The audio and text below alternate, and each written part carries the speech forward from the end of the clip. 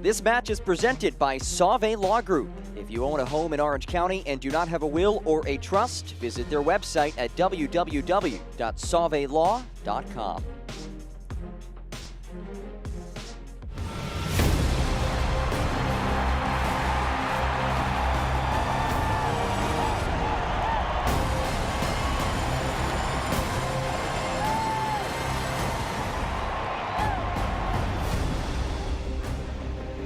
Tough to find a more picturesque place to play some soccer out west. Championship Soccer Stadium, the site of this matchup, a couple of teams in different part of the Western Conference standings, but struggling equally as of late as Orange County welcomes Colorado Springs Switchbacks on ESPN+.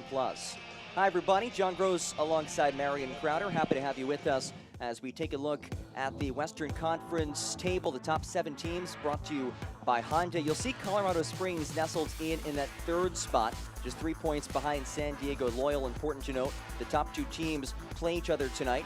Orange County all the way down to the bottom. They're not even on this top 7. The reigning champs have struggled mightily this season, but still time to try to turn things around in the final few matchups of the season. Well, these 2 teams did play earlier this year. It was very early, in fact. It was all the way back in the opening weekends. A 2-1 win for Colorado Springs back on March 12th. Colorado Springs, a couple of goals from Mishi Galina and Malik Johnson. Galina has been a major player this year for Colorado Springs. You see Miloski, very one right there, who is unavailable. We'll talk about that tonight. And let's take a look now at the Orange County starting 11. And again, Alaski is out as we welcome in Marion Crowder. Marion, what stands out to you? I think Skindy's going to have a big game tonight. You know, a huge factor in that 3-2 loss to San Diego was the massive amount of space that the Loyal had to work with. Skindy's going to want to command a better performance from his back line and the players in front of him, Powers, Rocha. And then, obviously, Milan Alaski out of the game tonight, but his brother will be taking that spot, and then a Coley, strong, cheeky performance will be needed from him tonight. Our starting lineups were brought to you by Kimco Staffing. And now you mentioned Albie Skendi. He is our Omega accounting player to watch, like you said, trying to shore things up defensively. He is the chief of that back line. He is the commander in charge of those 3, and what he's going to have to do is really make sure his 6s stay home, deny entry balls into the forwards' feet tonight. Colorado Springs has been a dynamic team on the attack all year long. So many tremendous goal scorers for them. And the person leading this is Haji Berry. I mean, what can't this guy do? He's got pace, he's got finesse, he's got the ability to take players on 1v1, but he's also got the ability to play the other dangerous players in this front 3. Galinda being one of the main other ones to watch. That front 3 for Colorado Springs, you want to put him up against anybody in this championship league with the way that they are in form at the moment. You see Galina right there on the left, number 11. Enriquez has really come into form. He stepped into this game late, but he has really shown what he's made of. That triangle, Berry, Enriquez, Galina, that will be the key for Colorado to stop. That starting 11 brought to you by Kimco Staffing. Some changes in the starting 11 for sure, but like you said, this guy has been a mainstay all season, as dynamic of a player as you'll find, Haji Berry. I mean, 12 goals, 8 assists, it speaks for itself, but he really is that leader on the pitch. He is a player that maybe is not as vocal, but really commands respect from his players based off his work rate, based off his effort. He defensively does the work, but they'll want to make sure that he stays up, gives them that true number 9 target to work with tonight. Berry, the league leader in assists. Should be a fun matchup tonight. Orange County and Colorado Springs. Second matchup of the season, a rematch of last year's playoff affair as well. We'll have kickoff coming up after this. Don't go anywhere. This is USL Championship on ESPN+.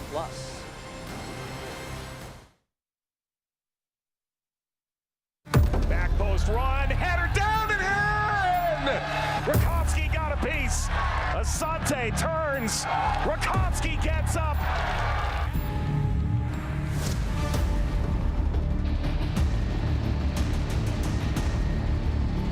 Orange County strikes first.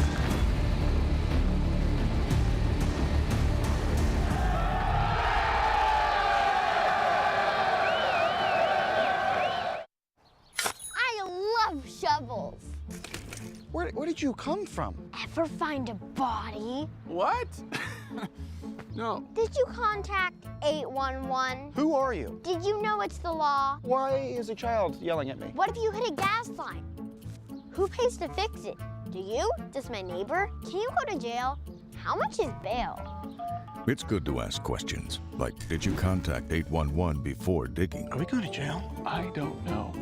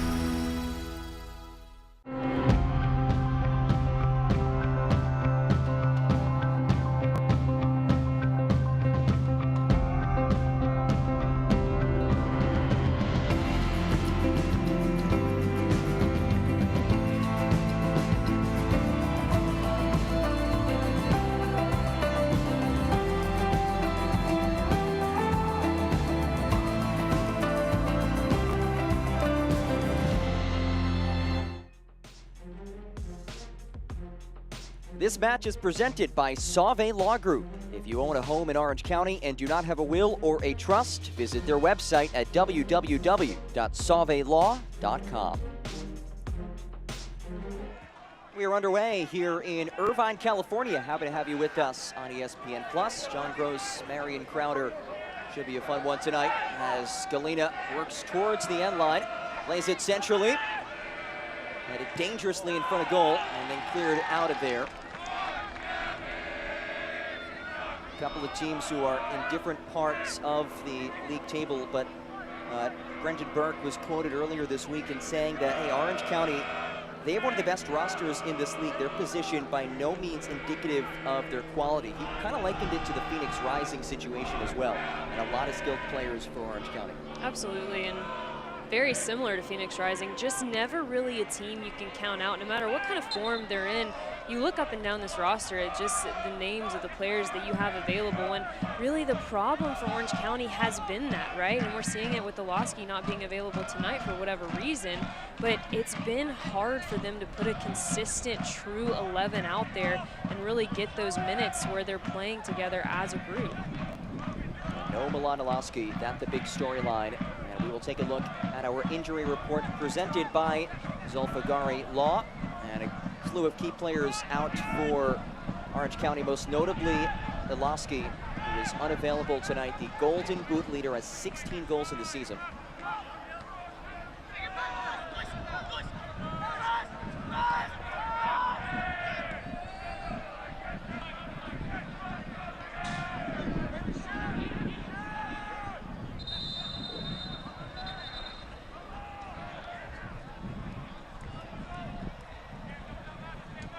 Look at Brent Richards, who, as you see, has a face mask. He's somebody who has battled some significant injuries this season. This is his first start since June 11th. Let me tell you something about this face mask. As someone that used to wear one of those with a broken nose, you just pray it doesn't rain, right? There's no such thing as a windshield wiper for those things. And let me tell you, it was something else. That's something that you won't even think about when you're watching a match unless Takes you've true experienced experience. It. Yes. Yeah. Thankfully, clear skies tonight in Irvine, California.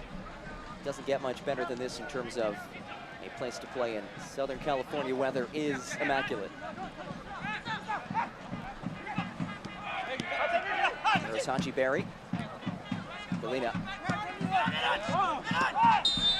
And Galena upended as he got rid of the ball.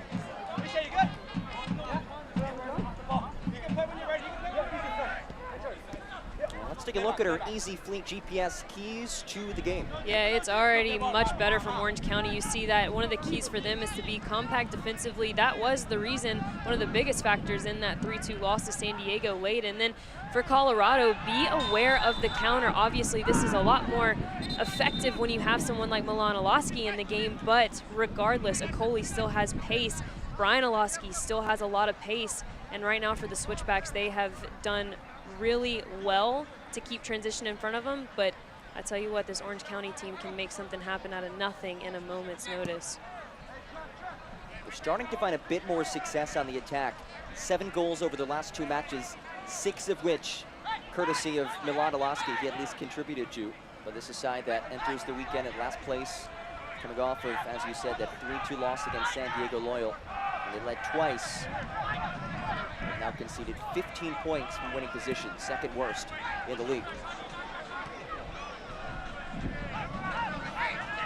Set piece sniffed out well by Colorado Springs.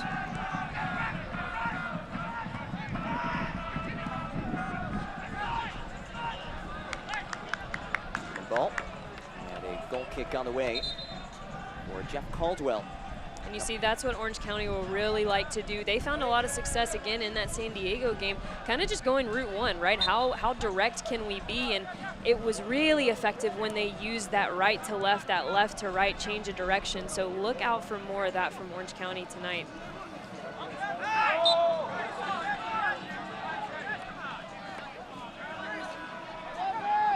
Simply whistles on this last takedown.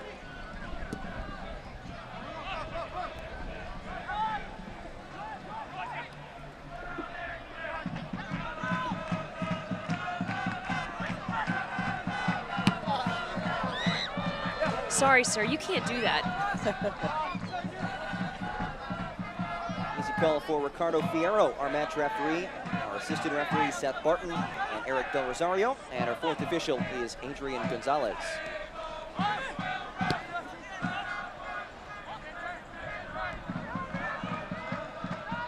Larry, you look at this Colorado Springs side, winless in its last 3, their longest streak this season without a victory. They finally have had a little bit of time off to rest and recover, but they've struggled as of late. Yeah, honestly, their form away from home has been pretty concerning, to say the least. And really what it's come down to is just being able to stay switched on for a full 90. You've seen game after game just these really lackadaisical moments in the back. You know, goals conceded, marks. That mark for them, that goals conceded mark, is growing rapidly. I mean, they're well into the 30s now. So 4 of those happened in their last match against Phoenix. So it really needs to be buttoned up in the back for them today. And another free kick on the way for Orange County. And the approach to that final third, it's Matt Mahoney whistled.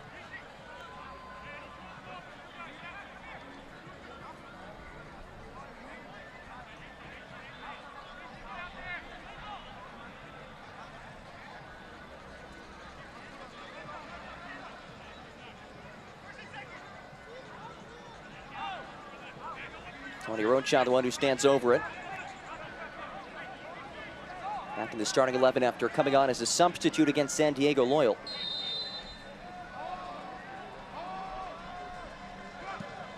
Ball in from Rocha.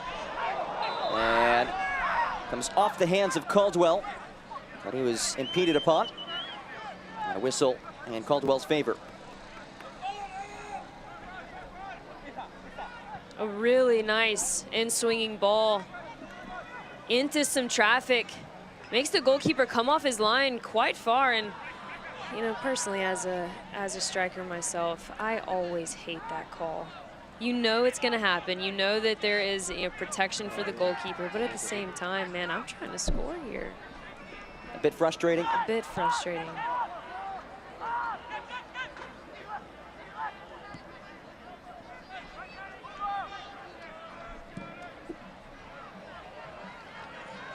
Coley tracks after it.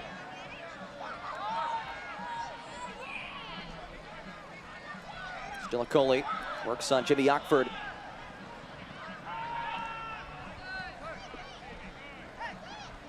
Powers slips ahead. Villanueva now.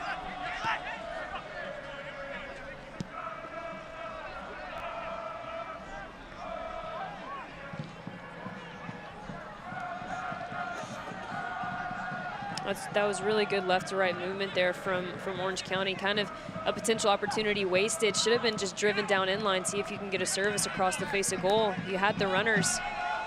Galena, who loves to run. A lot of pace in this front group. Slips ahead for Barry, just a bit out of his reach. Forcing Patrick Rakowski to race off his line.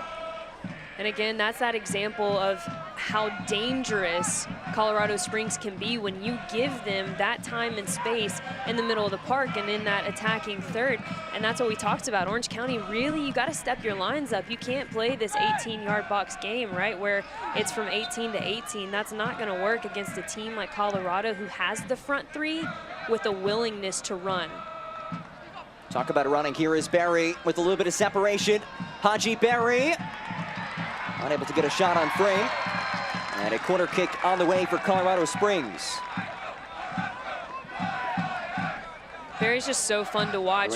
Just when you think he's down and out, somehow controls it to keep it in. But it's really excellent defending. You can see the respect that Orange County has for him. I mean, you've got cover and then you've got some more cover.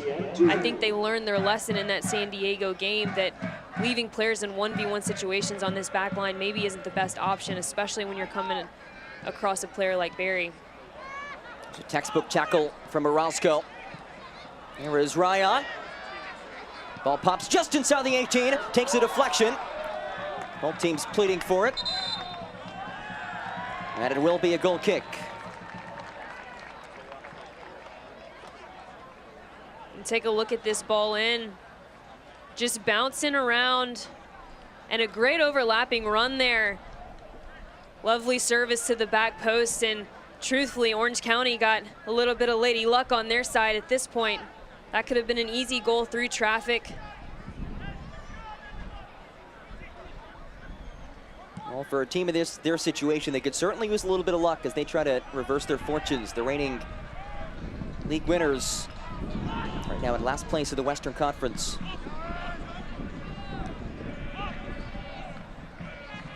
And in order to do that tonight, I think it's really going to come down to these first 15, 20 minutes. You know, maybe take advantage of the slip as of late in form for Colorado. Make your moves early, keep the game compact, and really continue with the success you were finding with that direct ball over the top. I know things change a bit when you don't have the game-changing player in Milan Olowski, but it's not like you don't have any more weapons up there. You definitely have some players that can make this game turn in your favor. But the longer you allow Colorado to get comfortable in this game, the more they're going to hurt you in the end.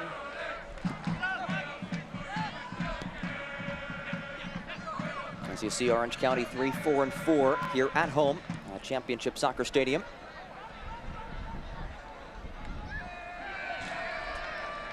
And to the topic of this venue, yesterday some news came out that really sent shockwaves throughout Southern California and the U.S. soccer landscape overall. Orange County SC announced that next week the Irvine City Council will consider a proposal to grant LA Galaxy exclusive tenancy rights to this venue for use by its soon-to-be MLS Next Pro Galaxy 2 squad. That means that Orange County will no longer be able to play here, nor would any adult league teams be able to play here outside of Galaxy 2. And Orange County SC, they're calling on people to attend Tuesday night City Council meeting, 4 p.m. PT, to show their opposition to this controversial proposal.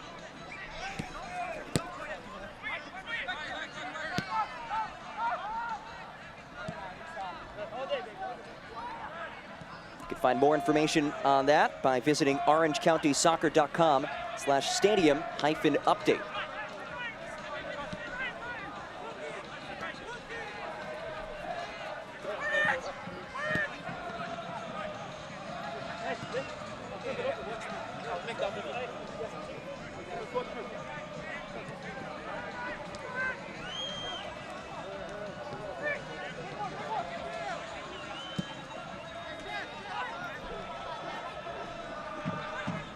Vasco able to win that last header. Echeverria now. Matt Mahoney. He's ahead. Finds Foster in stride. Barry now. Barry slices. Foster. Looking for options. Finds Echeverria. Foster once more.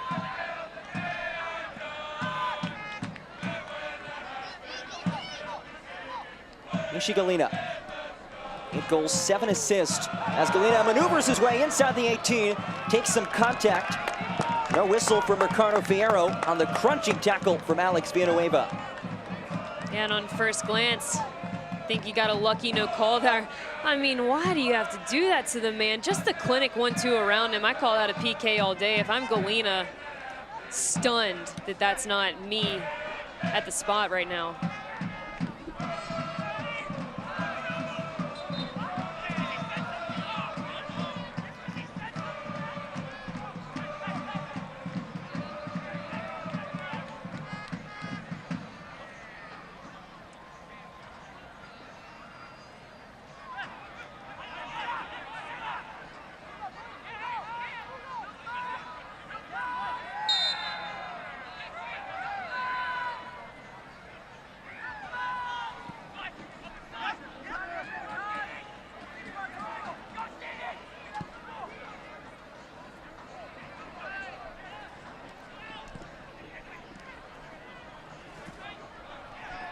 Mahoney able to get his foot in there.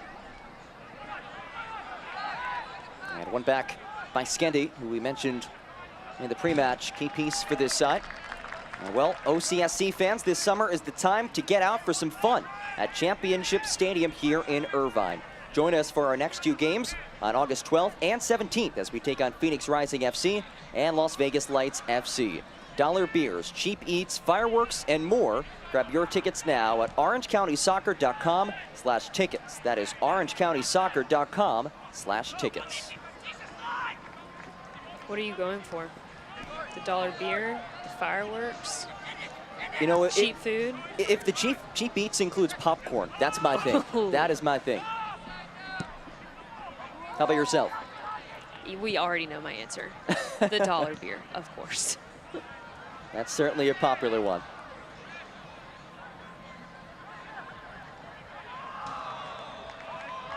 Lindley able to slide his way in there.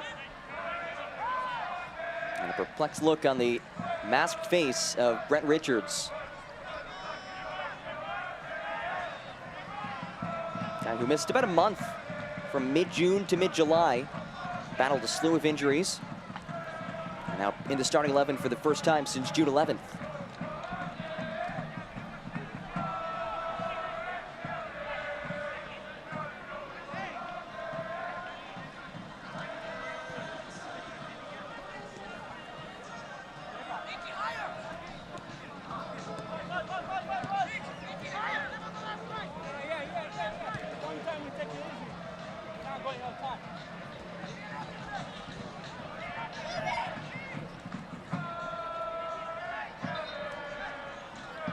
Powers came in from behind.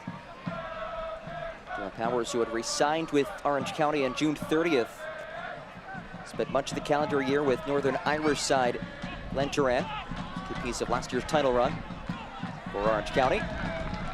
And a throw out of the way for the visitors.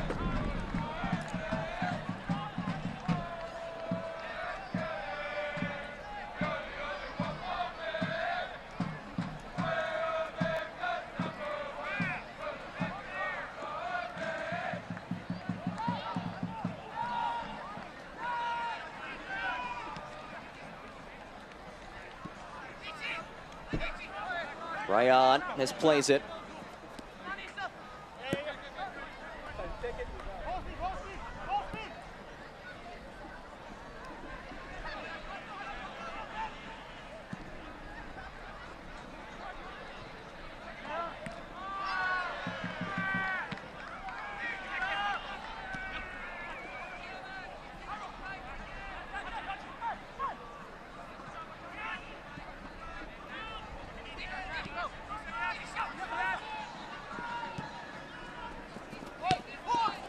Galena a little bit behind his target.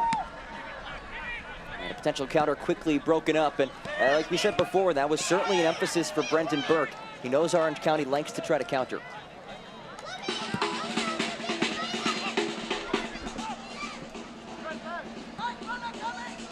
Galena slipped a little bit behind him.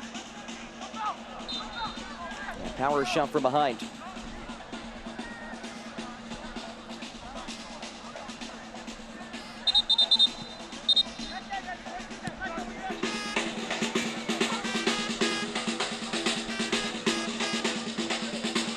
There's Torres, and he is available tonight. Now, With Milan Elaski unavailable, you figure he's probably the most dangerous player that they still have left in their roster. I agree.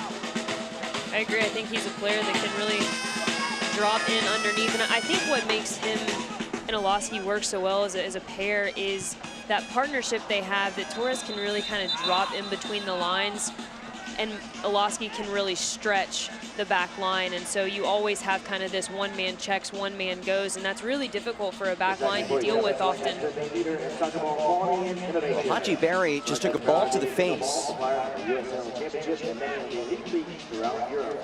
Celebrating its 75th anniversary, Selective Crown offers 12 styles of soccer ball, providing you the best option to play. I mean, straight to the cheekbone. It makes you wonder. If I'm Berry, I'm looking at the goalkeeper like, bro, why? Of all the places you could hit it in the field, you have to hit it in my face. Nice little water break, though. Maybe that's what it was for. Strategic water break. Well, it is a hot one tonight in Orange County. And Berry and company will get a little bit of a breather, and they'll have a chance to try to let this pain subside. There we go. Yes, so my suspicions are definitely verified. They wanted, it was a collective effort to get a water break a little bit early.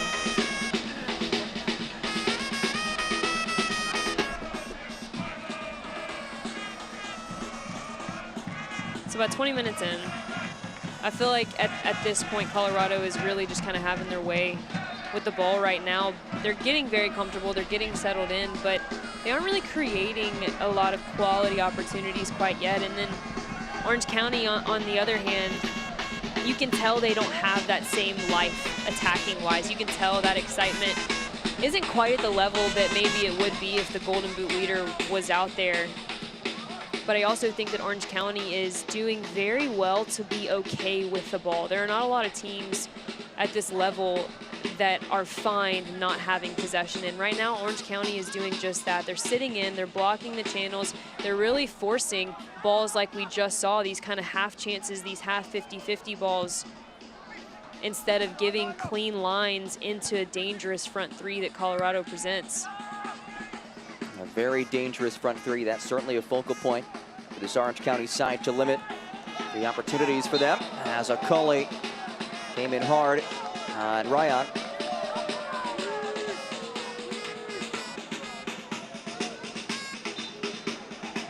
And although a foul was given just then, you can tell that that's the game plan right now of Orange County, right? Can we pounce on those little bouncing balls? Can we force Colorado Springs into a mistake in the back line and find our way that way?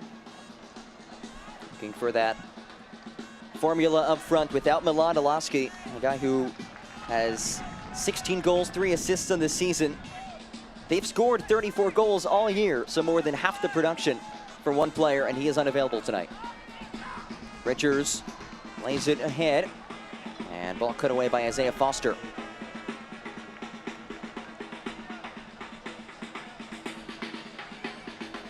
There's another very dangerous player on the opposite side, Mishi Galina, who has played all but 11 minutes this season, and he's made the most of every second out there. He's one of those players that just does such damage in the flanks, has a lot of creativity on the dribble, but also, I mean, some of the best goals we've seen for USL Championship this season have come off his foot. So many of those bending finesse balls into the back post, one of which got called offside, got called back, and they ended up losing that game. Long toss from Richards, an unconvincing clearance. And it stays with Villanueva and company.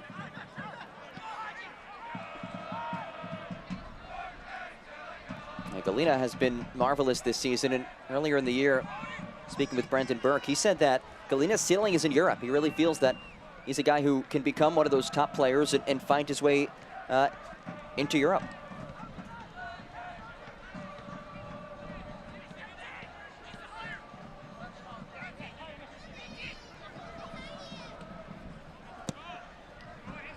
Off to ball from Ryan, looking for the aforementioned Galina.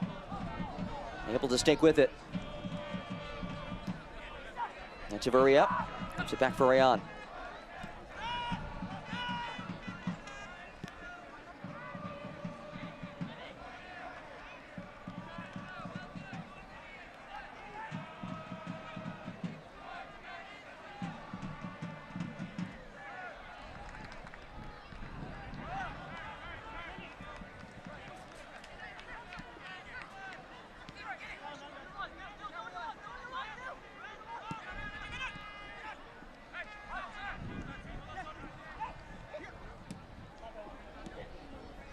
Galena tiptoes the touchline.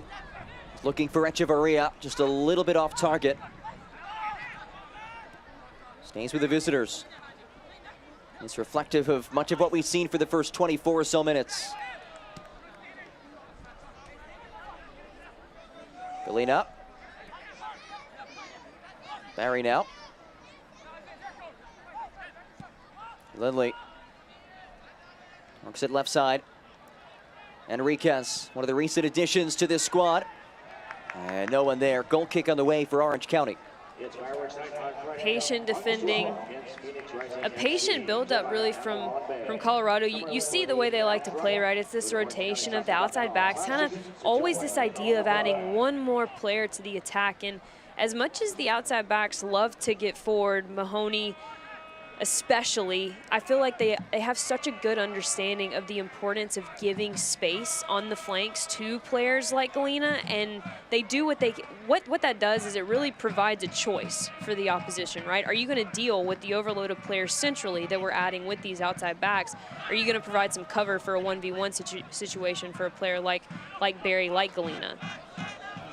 There is Galena. Dances on Villanueva.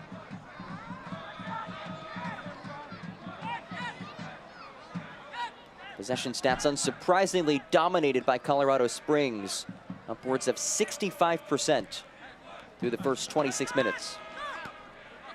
But just 2 shots to show for it, none of which have been on target. Yeah, it's like we're patient, and then it's like we just gotta go, we gotta go. If we're gonna be patient in the build-up, we've gotta be patient for the final ball too. How difficult is that though? Because especially a team like this, they probably want to just keep going and going. When you have a team that is so willing to run and that has players that can be so direct, it can be a really frustrating task when you play a team that just likes to sit in on you and is, like I said, okay without the ball. But what needs to happen is a shift. There needs to be lots of pivoting in the change of direction in the attack, right? We need to go left to right. We really need to try to shift this Orange County defense out of position so that we find ourselves maybe in these 2v1, these 3v2 situations on the flanks. And then the important part there is then to get the secondary movement into the box, right? Have the runners in the back post, have the runners come in delayed. But so much of that is going to be controlled by your defensive holding midfielders. Can you get control of the ball and switch the point of attack so that maybe Orange County can kind of get out of this brick wall that they are right now? Orange County really have struggled to maintain possession, as we just saw, over 63% in favor of the visitors. Looking for Pater. Well-placed ball for Echeverria, and it's Rakowski, who has not played since June 18th, able to hustle after it. This is an excellent read by Rakowski. No hesitation. Lovely ball, well-timed run, and in otherwise. But read all the way by Rakowski. Big presence, making himself known. Go ahead and get that confidence up, kid.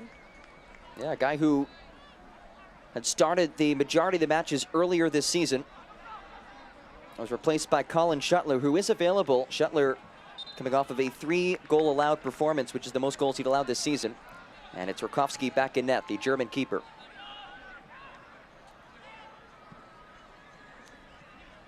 Yes, sir.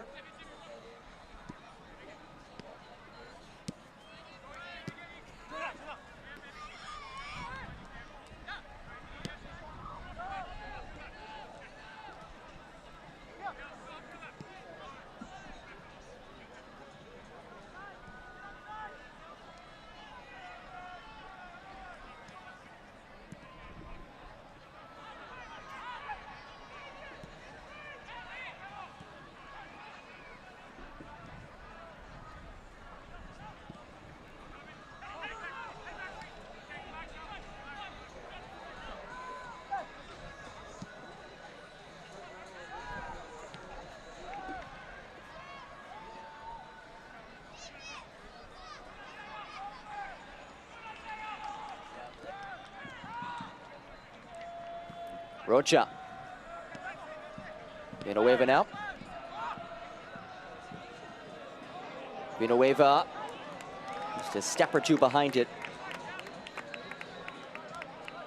A half hour into this matchup of two teams who have hit some rough patches in their respective seasons. Albeit after the strong start to the year for Colorado Springs, they are still sitting in third place in the West. Akangila chips it out of that back third. The XG nearly non-existent. Barry and company look to change that. Few better at scoring than Haji Barry. Works his way towards the end line. And well played by Albi Skendi. Excellent 1v1 defending there by Skendi. Because one little half window and there were 3 runners coming in hot and heavy for Colorado Springs just there. I believe it was Mahoney getting up, making that near post run that was totally unmarked.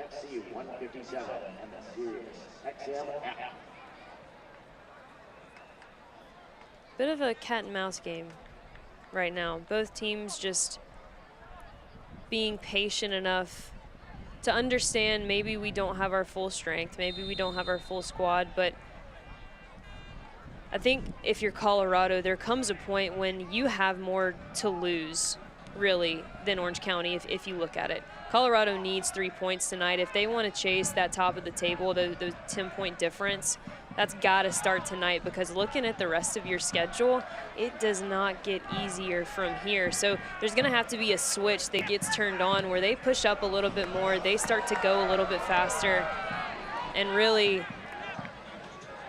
they start to not just try to feel out, let's just have the ball. Like, no, let's do something with it. Let's create solid opportunities.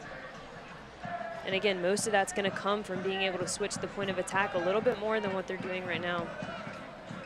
Colorado Springs side 2-6-1 in its last 9 matches after starting the season 11-2. But they did wrap up recently a stretch of 9 matches in 36 days, an average of a match per 4 days. Perhaps a bit more rested, refreshed, and hoping for that to pay off with 3 points tonight.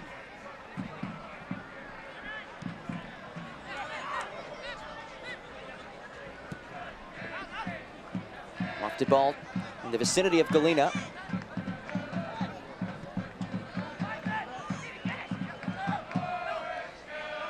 Kagila keeps it in the attacking half.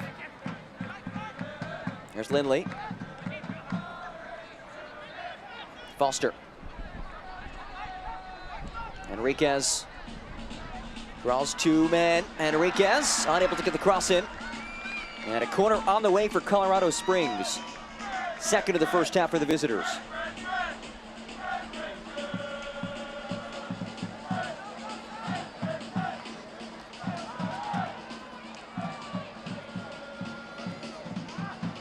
Ball comes across. There was a man at the back post, but it sniffed out. And another corner on the way. Simply able to get in the right place at the right time. Colorado's been a team that has unfortunately been on the wrong side of some pretty bad set pieces.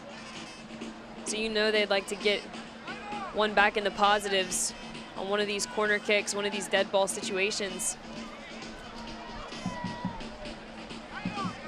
It's Isaiah Foster, the 18-year-old, to take it.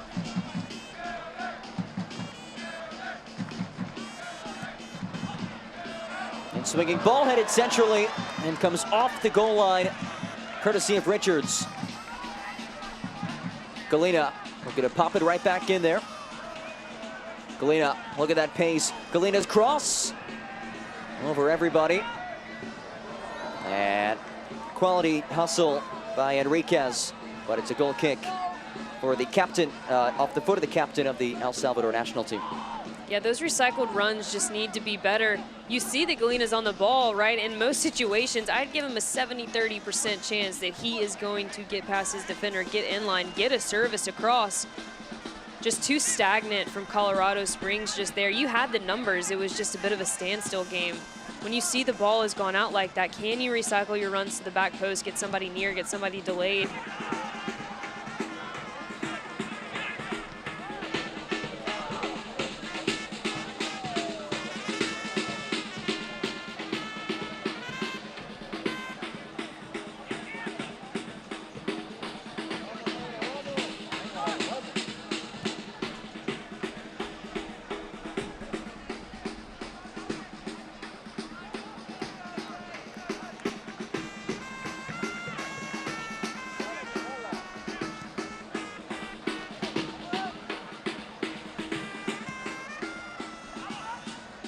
Launch ball sneaks over that back line.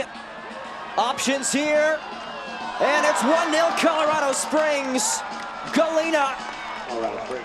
Acrobatics, and for good reason. And something to point out here was that Galena had actually strategically switched sides. You can tell that they had been really trying to force everything to this right side where he was playing earlier in the game. They weren't finding it in that matchup. So he switches to the left side, and boom, there he is. A world-class first touch. Incredible ball in behind the back line. Run couldn't have been timed any better. And then when he's in this situation, there are not many times he misses. Finesse that into the back post, and then, can you do that? Because I sure can't. I can't. I'd love to. But I guess if I could score as many goals as him in a season, like maybe it would just come naturally. Backflips, who knows? And you have to find a bunch of different goal celebrations. Yeah. He has 9 goals in this season, and I'd like to imagine 9 different goal celebrations. But for a match that for 35 minutes was at an absolute standstill, a breakthrough for the visitors. And it's Mishi Galena, who had gone 3 matches without a goal, second longest streak of the season for him. Orange County looking for the response now, and it won't come. Foster able to take the ball right back for his side. That was such a good decision by the center back to just bypass the midfield entirely. You could tell that's what they wanted to do all game, but again, the matchup just wasn't quite there for Galena on the right side. Switches him to the left side, and immediately he's in. Hoffman taking off the ball. Quick throw, a little too quick.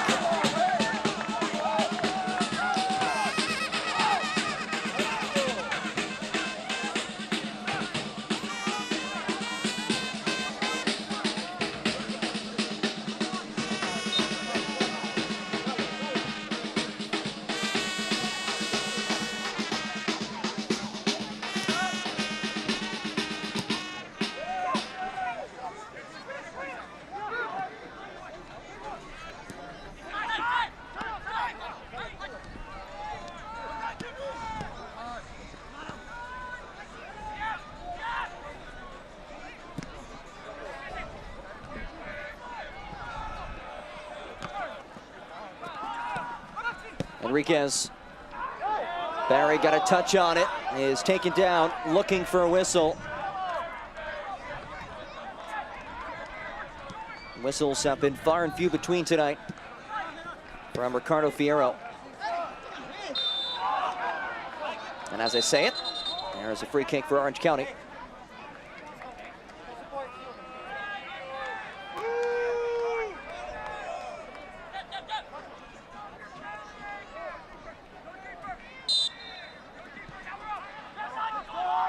So it's Mishi Galena with the difference maker thus far. 36th minute goal. Puts his side in front. We've talked all night about how dangerous this front grouping is. And Galena puts it on full display. I feel like that goal was really just a picture of Orange County respecting the playmakers that Colorado has in the midfield. You know, Lindley, really, we talked about the vision he has for this front three, but Ockford said, hey, that's fine. If you want to give me the time and space, I'll ping one in right over your head. Hoffman jockeying with it.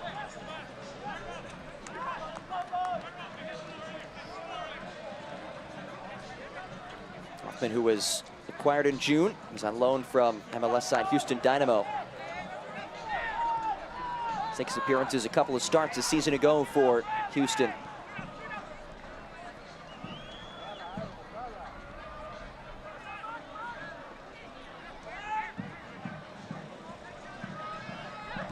Yeah, Marion, those are some pretty good numbers.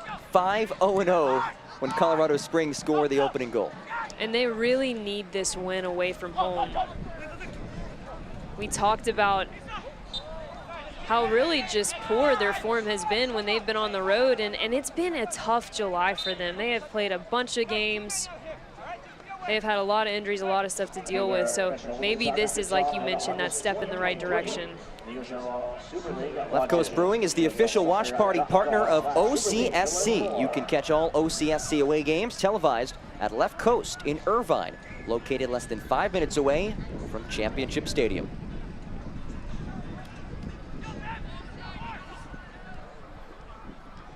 I bet that place is a fun time. I'd agree. Really can't beat Southern California in any regard, right? 5 minutes from the stadium, too. No. Assuming they have massive TVs. Place to be, the Left Coast. You know what they say, West Coast, best coast. Do you agree with that, though? I'm an East You're Coast an East guy Coast myself. Guy. Yeah, I'm an East so Coast gal. Well, do you count Mississippi as a coast at all? Probably not. You're a Gulf Coast gal. Ah, that's a new one. Flows pretty well, right? Gulf Coast I gal. like it. I mean, I can't say it. I'd get all tongue-tied, but Say that one 10 times fast. I couldn't.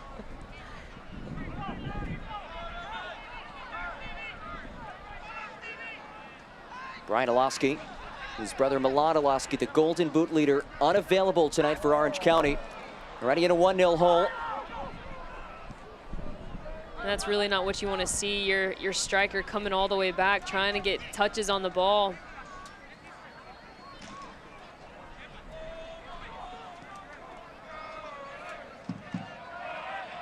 Galena now working that left flank. He swapped just before scoring that goal.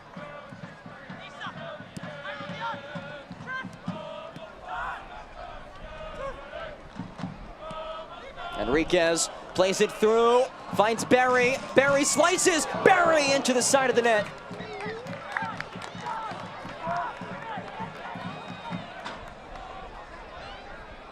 And just take a look at the combination play. Enrique has been a bright spot for this already dynamic Colorado Springs attack.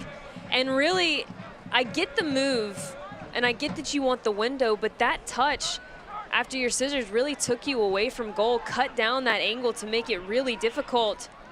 I would have liked to see him just take that one time.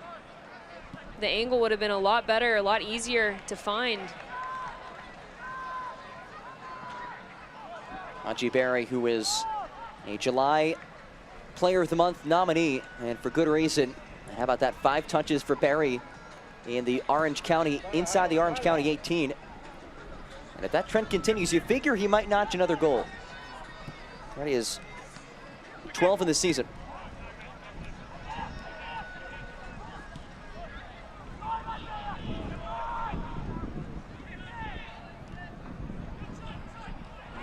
Galena, how about that bit of skill?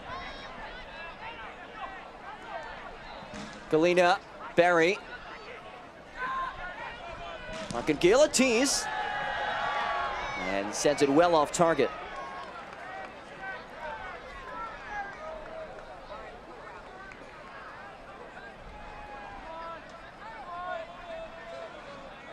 Take a look at this. Lovely touch. Great prep touch. And you see how his body just gets way too upright. Sends that one soaring, but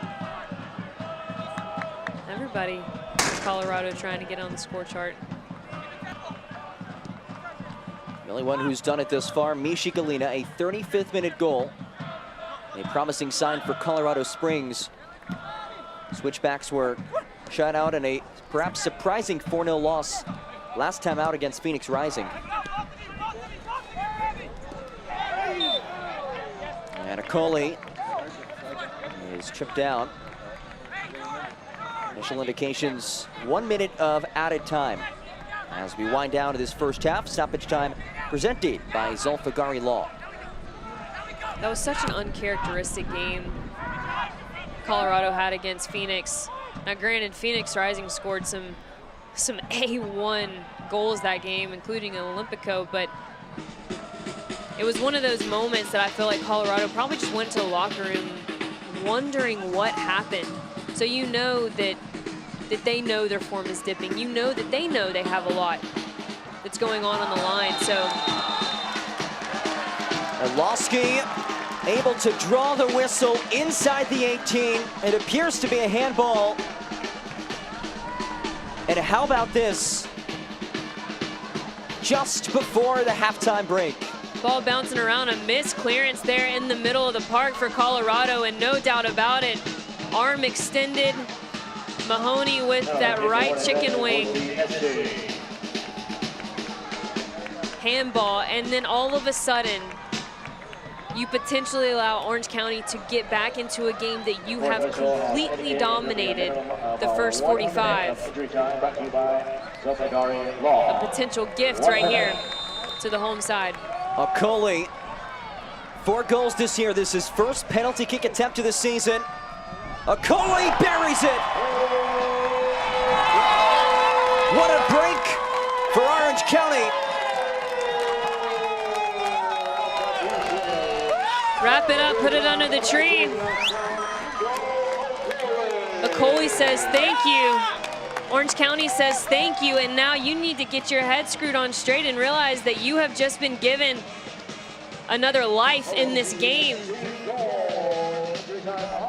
A seemingly 45 minutes dominated completely by Colorado, and now the tides have turned and you are going into the locker room with a different mindset, a different energy about you, and a chance to really make a statement here at your home field. Hugo Okoli equalizes in first half stoppage time.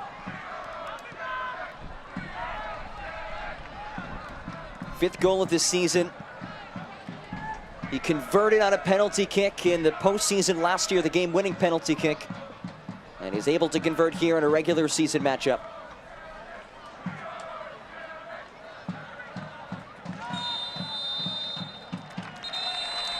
Okoli converts his 9th consecutive penalty. It was Galena who got the scoring started early. It seemed like Colorado Springs Switchbacks were destined for a halftime advantage, but that is not the case. Orange County, the equalizer in first half stoppage time, drawing the penalty kick off the handball, and wow, how things really turned in the final minute or two. Tides have turned, no question about it. I think this is another example of not staying switched on for a full 45 minutes, a full 90 minutes. Not going to be happy with that one, Colorado Springs, going into the locker room. 1-1 the score at the break. We'll have highlights, stats, and more after this. Don't go anywhere. You're watching USL Championship on ESPN+.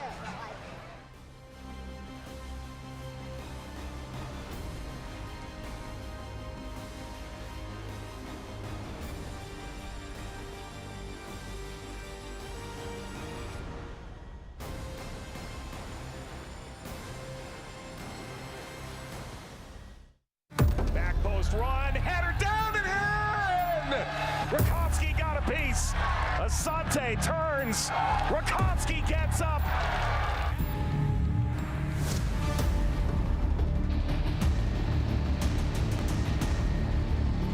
Orange County strikes first.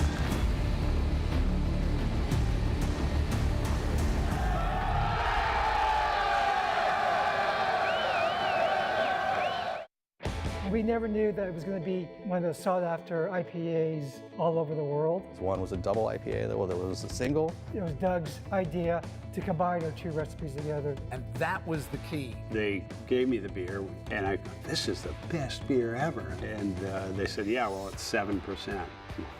Yeah, and that's how a beer called Sculpin was born. When you're making something and creating this art, and then you get to share it with people and they enjoy it, it's why we do what we do.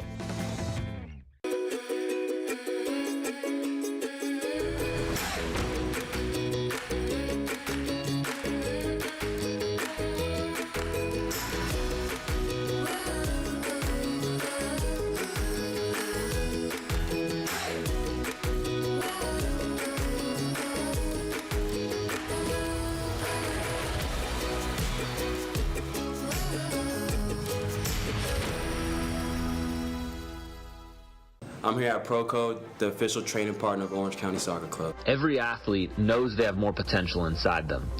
At ProCode, we provide a custom training plan so you can unlock that full potential and perform your best when it matters most.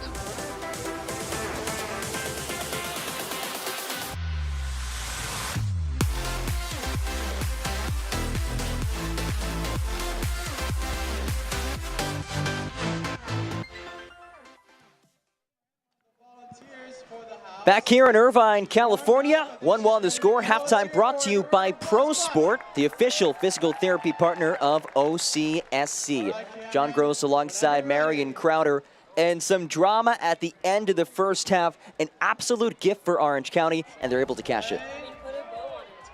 Put a bow on it. That was wrapped up, given to you like a kid on Christmas Eve.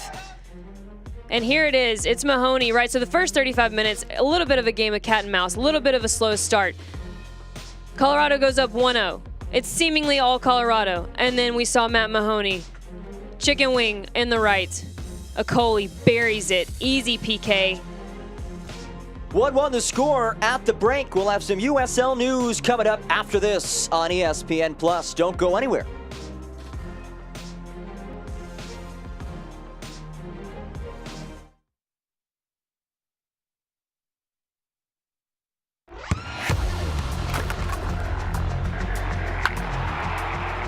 We all have goals. But let's be honest, most of us aren't going to be professional athletes. But if your goal is to finish your degree, we can help. Come to a university that puts your goals first. Bellevue University, your partner in finishing goals. I'm on that routine.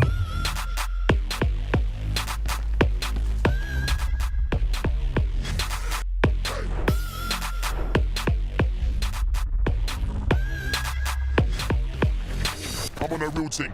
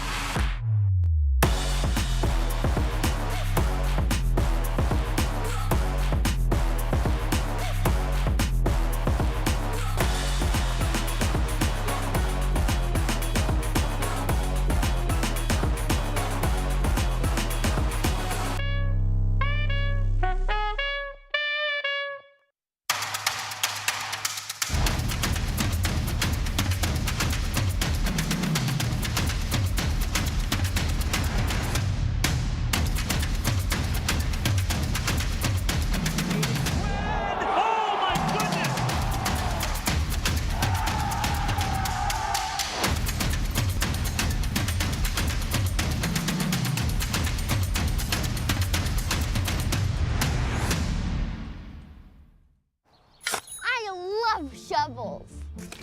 Where did you come from? Ever find a body? What? No. Did you contact 811? Who are you? Did you know it's the law? Why is a child yelling at me? What if you hit a gas line? Who pays to fix it? Do you? Does my neighbor? Can you go to jail? How much is bail? It's good to ask questions, like did you contact 811 before digging? Back here in Irvine, California, 1-1 the score. Halftime brought to you by Pro Sport. Pro Sport, the official physical therapy partner of OCSC. Well, it's, of course, a busy time of the year in USL Championship as we take a look at some news and notes. How about Tampa Bay Rowdies? They've battled their way all the way to the second spot of the Eastern Conference standings. Sacramento Republic, their cup set run continues. Longest run, deepest run for a second division side since 2008. And the 5 Player of the Month nominees have been announced. Milan Alowski, Haji Berry, Leo Fernandez, Brian Ownby, and Ben Lunt. And you can go vote by visiting USLChampionship.com. You have noon by noon ET on Monday to get those votes in. So this is a pivotal matchup out west, in large part due to Colorado Springs being right near the top of the table. 10 points back, but a lot of the line tonight. Yeah, and what I'm seeing is Colorado Springs' upcoming schedule. They're going to go play some really tough teams in this top 7 that we see right here, but their run to the top, their chase for San Antonio, it begins tonight. It starts about collecting 3 points right here. Now they take on El Paso next, followed by Sacramento Republic. Now we take a look at the East. It's Louisville City in first, but as we said, Tampa Bay Rowdies just behind them. I was about to say, Tampa Bay is slowly creeping up, and so is Memphis 901C. Do not count them out, and really Birmingham Legion just put a clinic on Atlanta United too earlier, so teams that are really making a run in the East. Now we'll take a look at the live scores around the league. Couple of matchups have already finished. Lou City taking care of business against Charleston, Memphis doing the same, and then a quartet of matchups ongoing. The big one, of course, San Diego Loyal and San Antonio. That is 1 versus 2 in the Western Conference. If San Antonio win, if Colorado Springs can win tonight, Switchbacks would move level on points into that 2 spot with San Diego, but San Diego would have the tiebreaker. We'll have second half kickoff for you in just a bit. Highlights and stats coming up next. 1-1 the score at the break. Orange County SC, Colorado Springs Switchbacks FC. Back after this on ESPN+.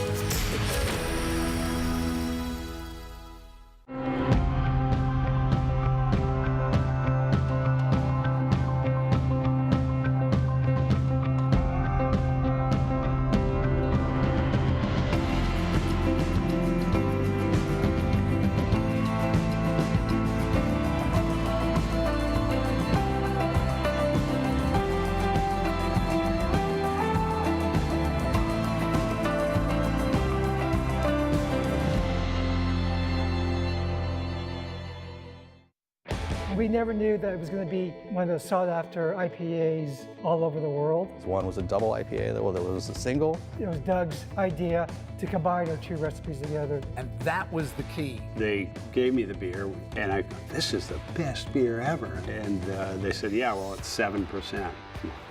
Yeah, and that's how a beer called Sculpin was born. When you're making something and creating this art, and then you get to share it with people and they enjoy it, it's why we do what we do. Back post run, header down and in! Rakowski got a piece. Asante turns. Rakowski gets up.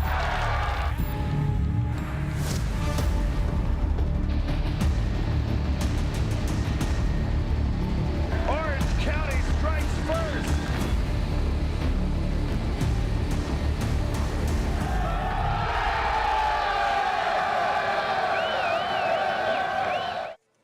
Beautiful night here in Southern California. Halftime brought to you by Pro Sport, the official physical therapy partner of OCSC.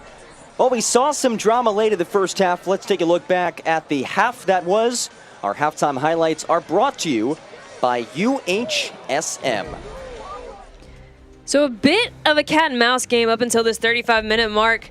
A moment of breakthrough. Oxford found himself with loads of time and space. Pinpoint service. World-class first touch. What's better than the first touch? That finish. We've seen Galinda do this time and time again, and guess what, John? It never gets old. Running at the back line, bending ball into the back post, and he puts Colorado Springs up 1-0. Then the game started to open up a bit. There was a lot better combination play, a lot better movement, quality attacking opportunities, and it's Haji Berry trying to get in on the end of this one. And really, it was that first touch. We've seen this, too, from him time and time again. Sometimes just his first touch taking him too far away from goal and really closing his angle. And then, if you don't know what a gift is, let me tell you, this is it. Poor service, poor clearances that end up putting Mahoney in a really bad spot. Handball in the box, sends a goalie to the spot. What does he do? Takes advantage of that gift, says thank you very much, Colorado Springs. I'll level this one at 1. And for 45 minutes that seemingly was dominated by the away team, here we are. with the home side having some life. And here are the first half stats brought to you by Sauve Law. Anything jump out to you? Obviously the possession right there, 65-35, but obviously just the lack of shots, the lack of shots, the lack of quality opportunity. I think there is a lot of patience right now to be said for both of these teams, but for Colorado especially, when you're chasing the top of the table, there comes a point where you got to flip a switch, and the quality in the final third has to be a little bit better. The delivery has to be a little bit better. The final ball has to be a little bit better. And really, their midfield needs to come alive in this second 45 minutes. 1-1 is the score at the break. Orange County, Colorado Springs Switchbacks. And what a beautiful night as the two teams make their way back out onto the pitch. An intriguing first half of play. Should have another fun 45 minutes left to go. And we're thrilled to have you joining us. John Gross alongside Marion Crowder. An interesting matchup out west. Both teams have struggled entering tonight.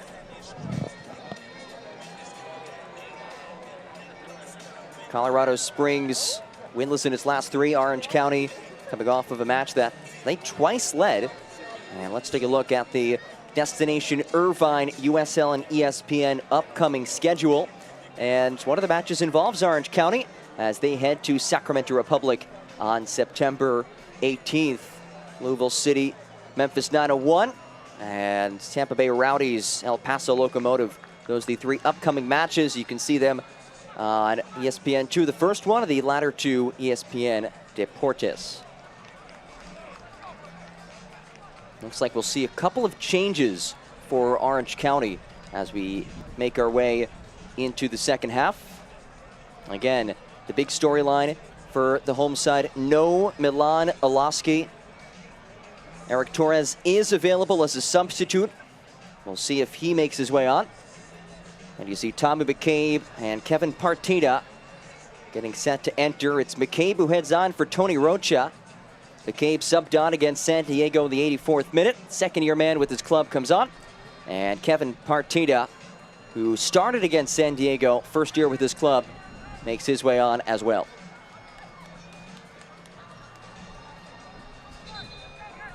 So a couple of changes in the midfield. I like that change for McCabe, but really I think he's a player that can sit back a little bit more and kind of clog some space a little bit, but he's very, very steady in position and has the ability to spring forward the attack and really push Orange County into that transitional moment that they're trying so hard to do.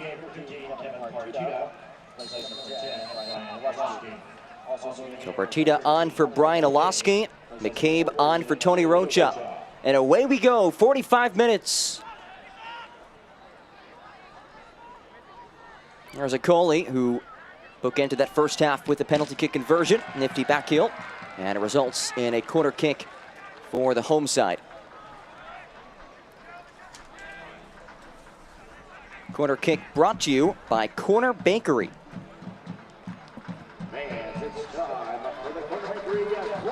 Not as fitting of a sponsor as you'll find in USL Championship. That. Like, don't you love when sponsorships make sense? Like, what a day. Kasipli's ball, headed goalward, tapped into the back post.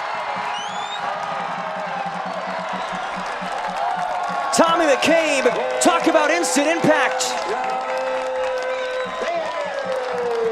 50 seconds after entering, he puts his side improbably in front. And time again, Colorado Springs has been on the wrong end of set pieces, missed marks. McCabe is totally alone on an island at the back post, throwing himself at it, but it's really an easy tap in. You see he loses. Orozco, I believe it was, on the backside, just gets totally lost looking at the ball. McCabe makes that easy run to the back post, and it's an easy tap in. And now, if you're Colorado, you're going back to that penalty kick moment when you let Orange County back in this game. Now, credit to Orange County. You've come out and you've taken advantage of what was given to you, but surely the blame right now is on that penalty kick from the first half and even allowing for this to be the current situation. A shocking turn of events, a first half that for the first 44+ minutes was controlled by Colorado Springs, albeit just to the tune of a 1-0 lead. But in the span of a couple of minutes of game time, somehow, some way, Orange County in front. Kind of just goes to show you sometimes how lack of importance sometimes the statistic of possession is, and how untelling of the story sometimes that statistic is, because we spoke about it. Yeah, they possessed, but were they really slicing things through the channels? There was a moment of brilliance to Galena from Oxford, but other than that, we saw 1, 2, maybe combination play on the flank, but nothing really telling that was challenging a goalkeeper, putting a center back in the position of going towards their own goal for an own goal.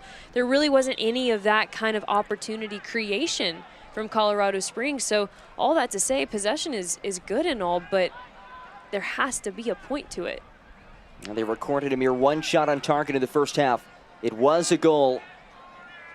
But here in the second half, it's the Med-Equip substitute, Tommy McCabe, just seconds after entering, who dials up a tap-in goal. Good on you, son.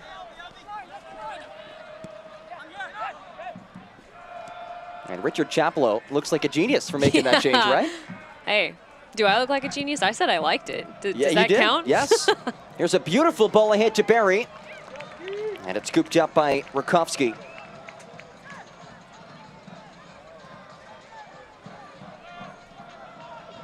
There is McCabe, first goal of the season. Former 29th pick in the 2019 MLS Super Draft by FC Cincinnati. He's a native of South Orange, New Jersey, and he plays for Orange County in California. He's orange through and through. How about this run? Skendi thought about the cross, still with it. And the big man showing off the skills. But his luck ran out. And now a counter chance for Colorado Springs in search of that equalizer as Barry is dispossessed. I think Skendi should have served that one when he thought about it at first glance. Center back trying to get a little cute there. Ends up almost in a moment of transition the other way. Isn't that every center back's dream, though? It is. You want to bring the ball up like that. I mean, I can't speak for the center backs. I'm a small stature of 5'0". I really wasn't born to be a center back, but I would assume that they would all like to score at some point in their career. Well, he has scored 3 this season, so a guy who certainly can finish in that final third. Villanueva drills in across, deflects out to Richards, and it comes the other direction. Inspired play, though, by Orange County in the opening moments of the second half. Barry knocks ahead to Galena. 1 goal already for the speedster. Galena unable to get a shot on frame. Rakowski, who has not played in nearly 2 months, has been stellar getting out to these balls. Yeah, excellent team defending really right there by Orange County. But you can see just how impactful Galena can be. That 1-2. But excellent job defending, taking away the far post and really just allowing Rakowski to come out. All Rakowski has to do is make himself big enough to take away that near post angle because his defender is doing the work on the far post. Very well done by Orange County right there. Michael Orozco, textbook defending. And with 29 caps for the United States national team.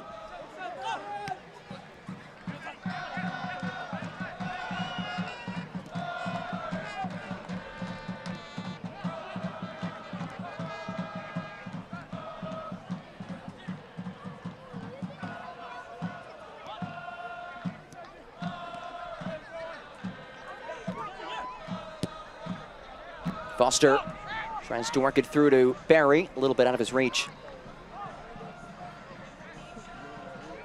So much has been made about this back 3 of Orange County. Speaking to Richard Chaplow, he did point out that I really haven't had a chance to put the back 3 that we thought we'd have this season on the field very much. Rob Kiernan has been out almost all year. Danilo Costa out with an ACL. Brent Richards has missed a lot of time.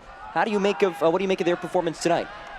I think their performance has been pretty stellar given some of the weapons that they're up against. I think that you saw how big of a role Rakowski is really playing. And there's a lot of trust there that I'm seeing right now between the back three and Rakowski. Moments like we just saw, Vorosco really saying, hey man, I got the back post. I need you to do your job. You come out, don't hesitate. You take off the near post. Because when you're going against weapons like Galena or Haji Berry, oftentimes you're gonna need that pressure covers type of situation. Cross from Richards, headed out of the 18. Clearance unsuccessful though. Hoffman, the step over. Hoffman can't get the cross in. And a goal kick on the way, but Foster wincing in pain.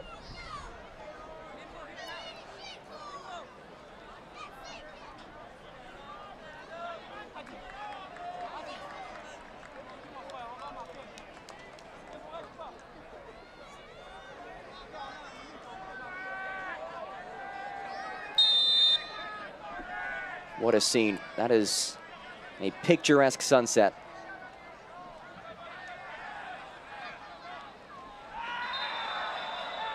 And a hard tackle. Will we see a booking?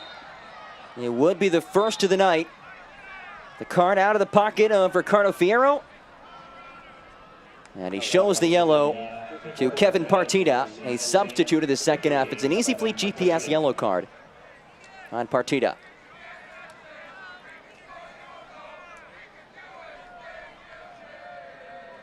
And a full-on late challenge. Six's leg out there. No ball involved.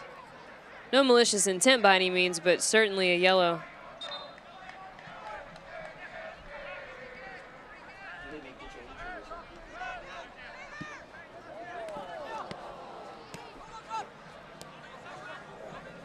Foster.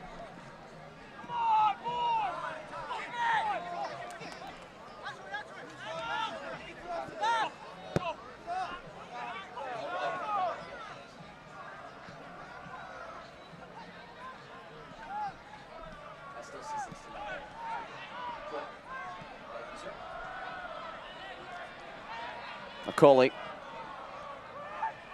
And that PK goal in the waning moments of the first half. Powers lifts ahead, and Villanueva is offside. And just by a touch, but that was what that did was really open up the wide channels. When you have your target forward like a Coley check in, what it does is it brings the center backs with him, and it makes the outside backs really have to choose. Do I tuck in and cover the space he just left, or do I stay with my runner and hold my line wide? And it really allows for a pinpoint service either on the wide channels or maybe even into a Coley's feet, back down to the 10 and then through as a third man running. Really good stuff here from Orange County early in the second half. Villanueva pushes ahead and booted out by Mahoney. Mahoney hands it to the opposite side. Ball laid ahead for Richards. Down he goes. And it will be a goal kick.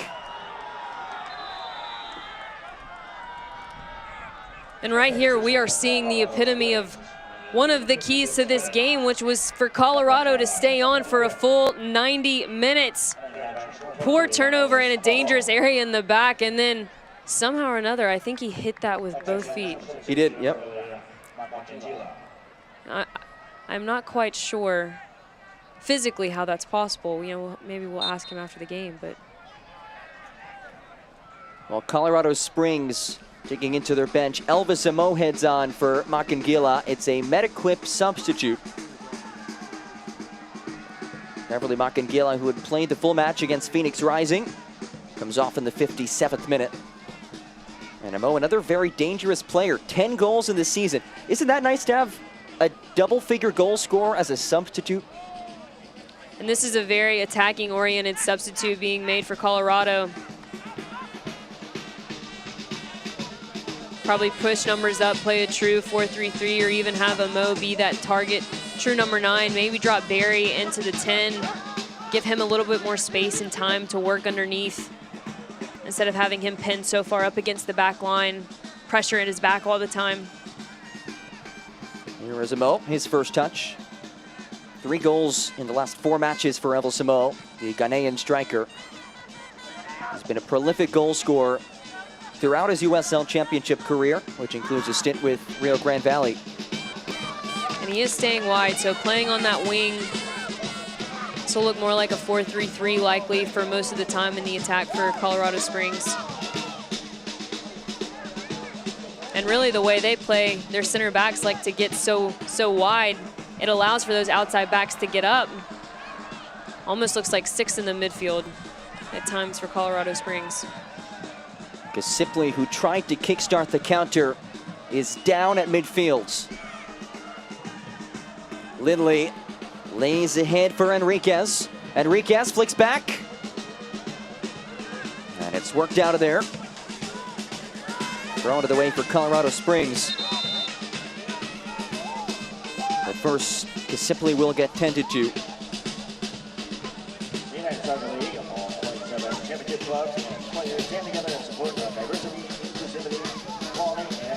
Yeah, that's a player we haven't seen a lot of is Enrique. We've only seen a handful of touches from him this game. But a player that can have immediate impact every single time he touches the ball. But really his bread and butter is when he can cut in centrally, when he can get going, running at the back line and have the runs being made off into the wide channels from Galena, from Barry, from Amo now on that wide right flank. Ryan. Wheels. Echeverria. Lindley now. Switches for Foster. Galena, who scored the lone goal for Colorado Springs. He also scored in the season opener against Orange County. And Enriquez nearly stuck with it instead of throwing it away for the home side.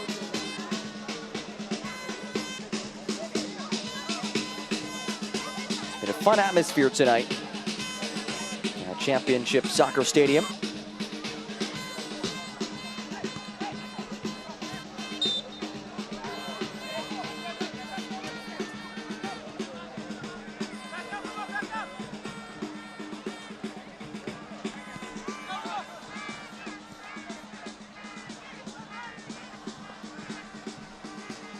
I love the percussion. He's been on beat the entire night. The entire night.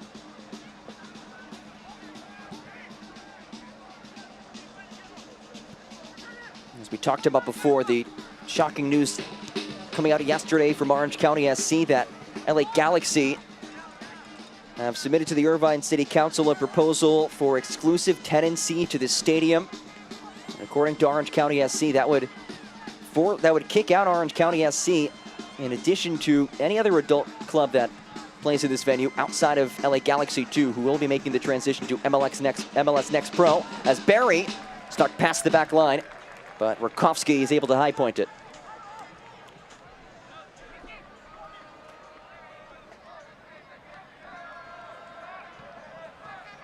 Orange County SC calls on people to attend Tuesday nights, this upcoming Tuesday night's council meeting. It's at 4 p.m. local time, to show their opposition to the proposal. And you can find out more info by visiting orangecountysoccer.com/stadium-update. And Marion, we just saw a shot of Eric El Cubo Torres, a tremendous goal scorer, and in the absence of Milan Olaski, perhaps the most dangerous attacking player that Orange County have at its disposal. Looks like he'll be heading on. I'm excited to see that, and I know we don't have Milan Olaski on the field, but we do have his brother, who is a very capable attacker and someone that is used to playing with Torres, so I think that will be a good partnership to keep your eye on for the remainder of this game.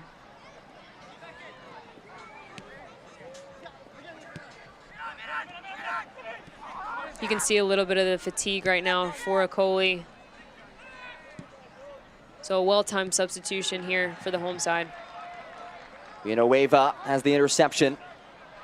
Stays on it.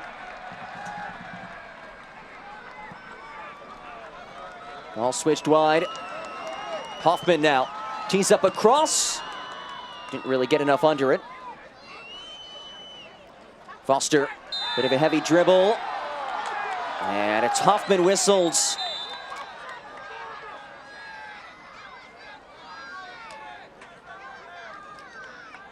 Powers and Foster, both on the turf.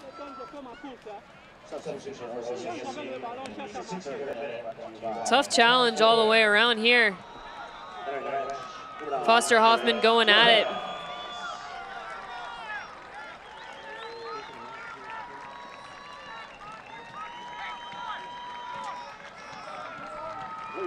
And that will be the call for a goalie.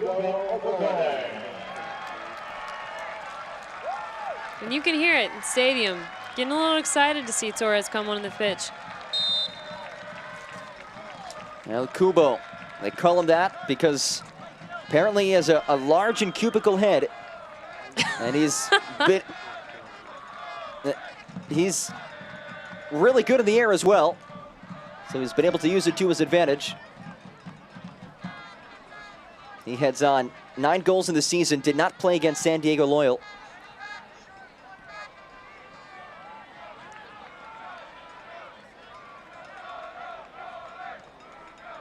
Torres, a guy with a plethora of MLS experience and Liga MX experience, most recently with Atlanta United. And I really think we'll see him act a little bit higher than Olowski in these situations. But Torres does so well to kind of be a player in between the lines. He makes it really difficult for defenders to decide, should I step? Should I hold my line? And that always gives him a chance to turn and run, either go himself or feed his players, making the runs in behind.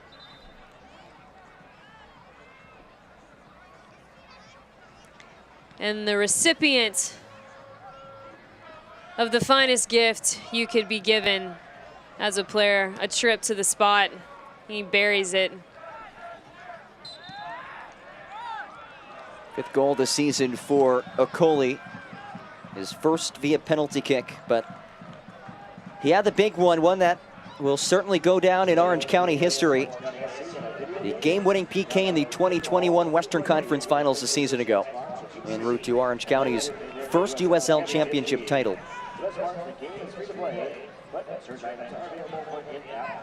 Cam Lindley, the one to take this free kick. Colorado Springs in search of that equalizer. Side winless in its last 3. They've gone ice cold after starting the season 11-2. Lindley's ball finds a head, sneaks to the backside, low roller from Barry, turned away. Whistles regardless. Lindley's one of the finest deliverers of the ball in this league. A whipped ball into the back post. And an excellent flick onto the backside. If you are on that backside, though, you are seeing the line in its entirety. There is truly no excuse for you to be offside there. A wasted opportunity. Now, granted, Rakowski came up big again, so let's not take that away from him. But could have been done, could have been handled in a much better way right there from Colorado Springs.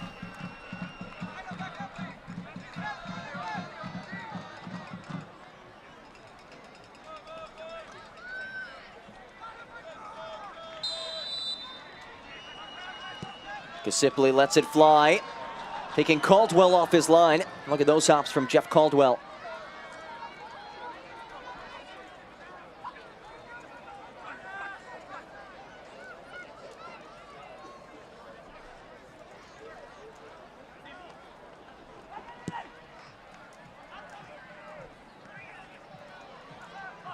Solid first touch, settled by Amo. Amo rolls right. Barry inside the 18, flicks goalward, and puts it just wide.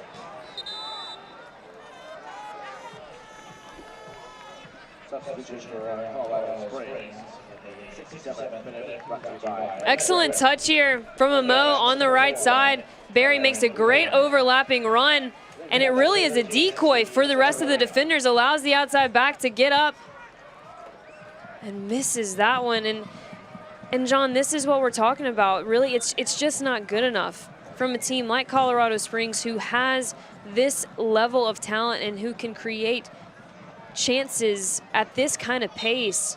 There's been a lack of focus from them really in the last handful of games, whether it be on set pieces like we saw the go-ahead goal tonight. That was often the case in that Phoenix game that we saw. Or whether it's a called offside when you shouldn't be looking across the back line and it's a wasted opportunity in the final third. So all around, there are just some cleanup things that need to happen for Colorado Springs, really, if they're trying to make a run at the top of the table.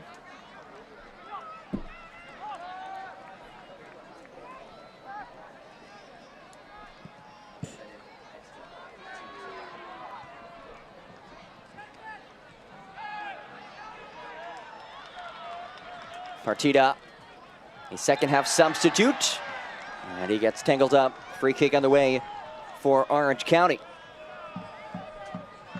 OCSC will hold its third annual Corporate Cup Adult Soccer Tournament this September. 32 local companies will take the pitch in a fun, recreational co-ed tournament. Registration is still open. You can sign up or get more details for your company. Go to orangecountysoccer.com/corporate-cup. I'd love to compete in that. Same. Fun, recreational, co-ed. I'd throw probably competitive in there as well.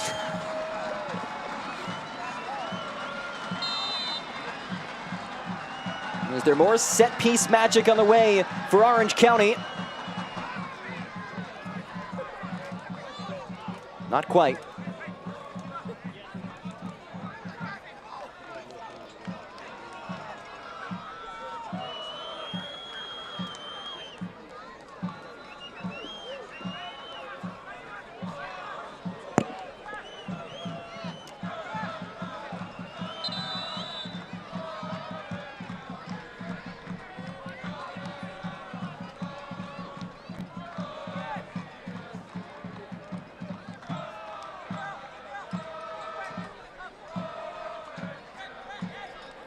Colorado Springs did make a Med-Equip substitution.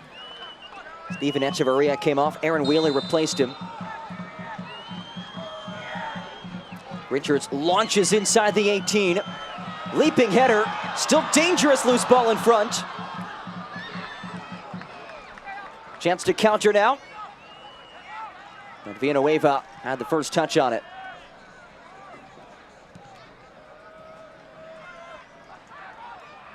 Seventh appearance of the season for Wheeler, who just entered.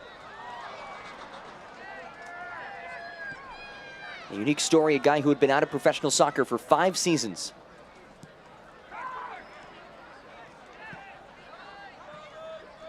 Barry rolls ahead, looking for a streaking. A Mo chips, and just wide. Corner on the way.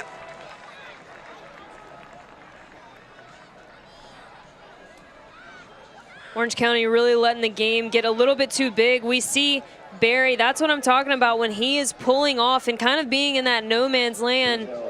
It's allowing him to find a little bit more time and space off the back line, plays an excellent ball into a Mo. And then again, John, it's just the story of missed chances right now. Colorado Springs is knocking on the door, but they could easily be up in this game.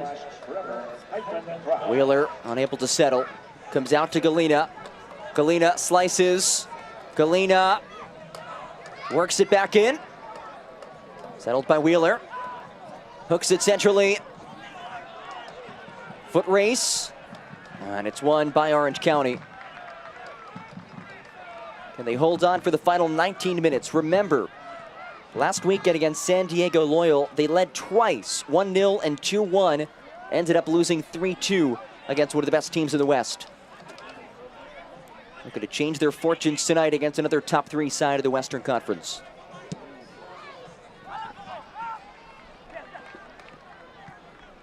A game really that they should have won. Yeah. And maybe you look at this game where that first 40 minutes or so, yeah, we say it was a gift given, but credit to Orange County for doing something about it, right? They found the life at the end of the first half, and then they came back in the second half and and they've really executed their game plan. What's going to be important for them? Lindley's ball sneaks through. Barry turns. Barry, shot comes back out. What's going to be important for them as we finish this game is two things. One of them being what caused the first goal. What caused the first goal against Orange County was the fact that they gave players like Ockford and Lindley way too much time, way too much space to find the dangerous players in the wide areas. The second part of that is unifying your lines defensively and making sure that you are staying compact, because again, that's how San Diego came back and beat you in that game, that close 3-2 game. Had way too much time and space to operate in the midfield, and Colorado is a team that if you give them time and space to turn, they will find the channels eventually. Elvis Amo just shown a yellow. Amo, who subbed on in the second half. We'll take a look back at a replay. I think referee on that one really just trying to keep the game in hand, not allow for anything too chippy without consequences. Villanueva, cross finds a target. Could not be directed goalward, now it is! A smashing finish! First of the season for Dylan Powers. And Orange County have breathing room.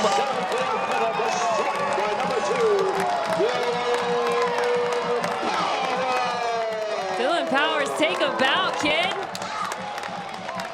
Torres with the touch just to set it up. And then a poor clearance from Foster on the backside. The lofted ball in, the chest touch. It really wasn't much from Orange County, but what it was again, a poor clearance right to the feet of Powers. He says, thank you very much. I'll take that one to the top bin. Excellent strike. 3 unanswered goals for Orange County. Aside at the bottom of the table in the Western Conference, they still have time to make up ground. And if they could pick up 3 points tonight, you look ahead, a couple more pivotal Western Conference foes looming on the horizon. The reigning champs can find themselves right back in a playoff position, possibly. But they still have their work cut out for them tonight and the rest of the way as Amo works it right side, back to Amo. Barry could not settle. Blast from distance, trickles through, Wheeler tracks after it. Keeps it in off the end line. Galena now. Galena pops it centrally. And Villanueva clears it out of that back third. Lindley, as play really picks up. Lindley blasts, one hops into the outstretched arms of Patrick Rakowski.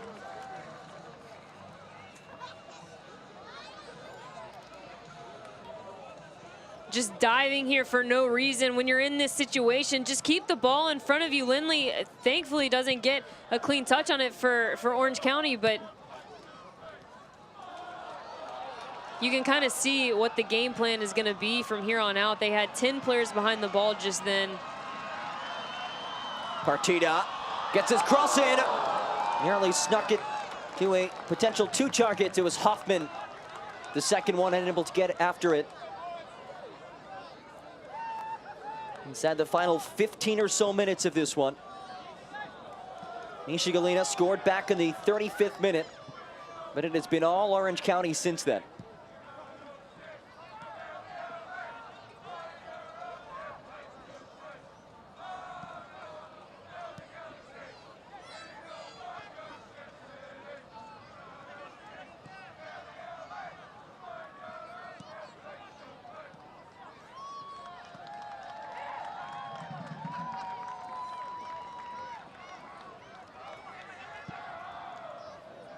Foster, unable to track it down. Richard Chaplow, no stranger to orchestrating some major runs. Named interim head coach last August, led this side to the league title. Here are the upcoming schedule for Orange County SC.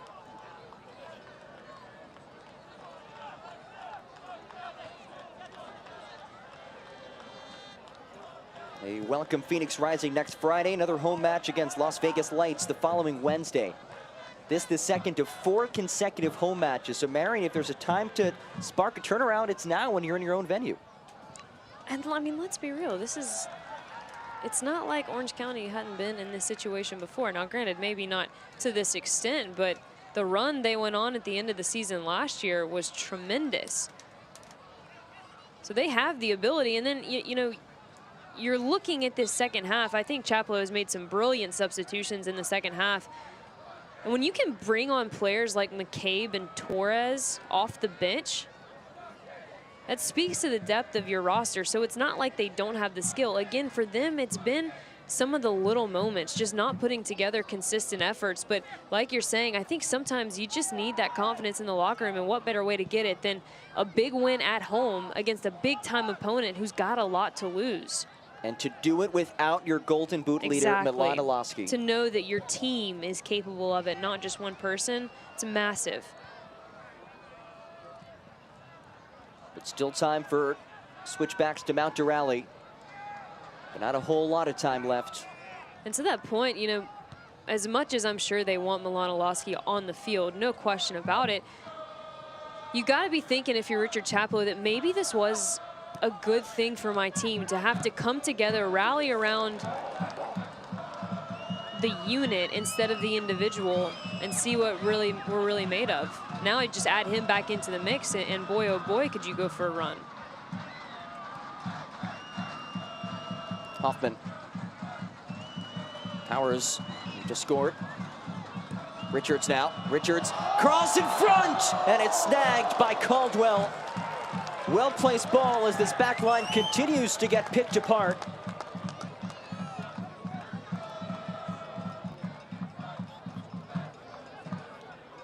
Just such fatigue right now, seemingly from the Switchbacks. No pressure on the ball, just allowing for service after service into dangerous areas of the box.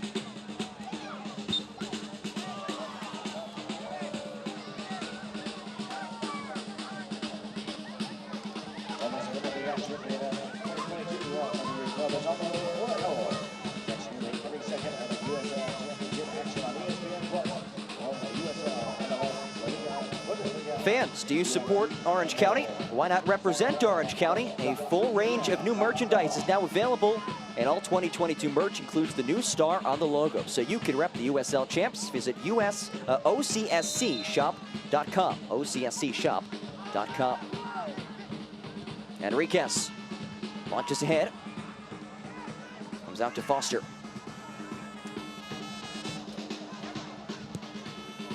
Lindley. Floating ball, headed centrally, flicked on frame. Elvis Amaro has his side right back in it. And some jawing as he wants the ball back in the center circle.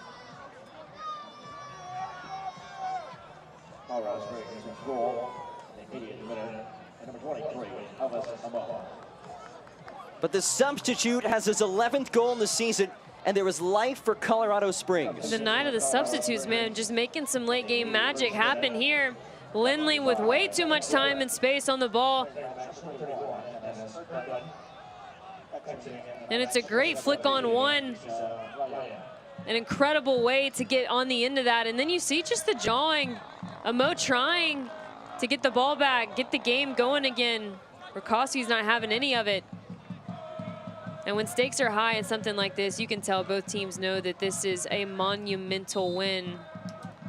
Could be a pivotal point in both of the seasons. Getting Colorado, should they get another goal, it could get them back on the right foot, back in the positives. And then for Orange County, can you hold on to this 1-goal lead and really start to turn your season around down the final stretch? So I think both players, both teams, they're aware of everything that this game could mean. Change for Colorado Springs, a Med-Equip substitution as Dennis Erdmann heads on. The German who is in his first season playing outside of his home country.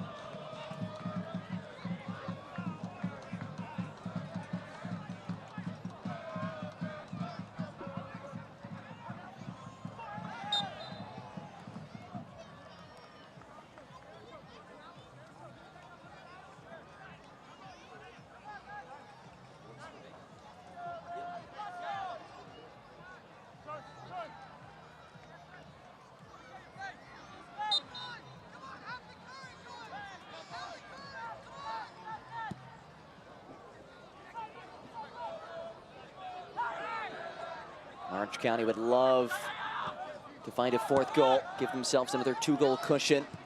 Just a week removed from blowing 2 leads. And the offside flag is raised.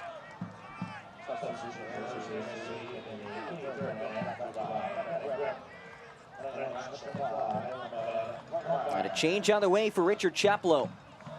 It's a Med-Equip substitution as Seth Gasipley comes off. And Ahmed Longmire, who's only played 3 matches this year, has not played since June 29th. The man on loan from Nashville SC of the MLS heads on. The 10th pick in this year's MLS Super Draft. Enriquez ball trickles through, but no one on the other end.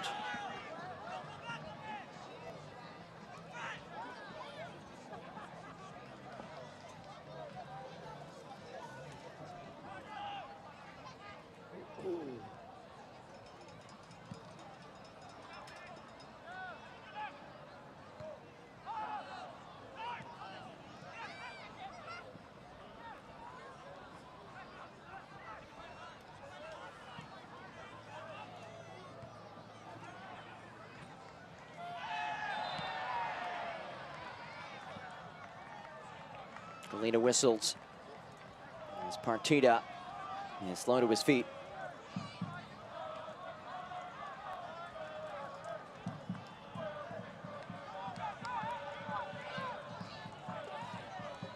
And a score update, how about this? Tell me. 3-0 San Diego Loyal in the 80th minute leads San Antonio. That's the league's best offense against the league's best defense. They put up a 3 spot on him so far. Big implications.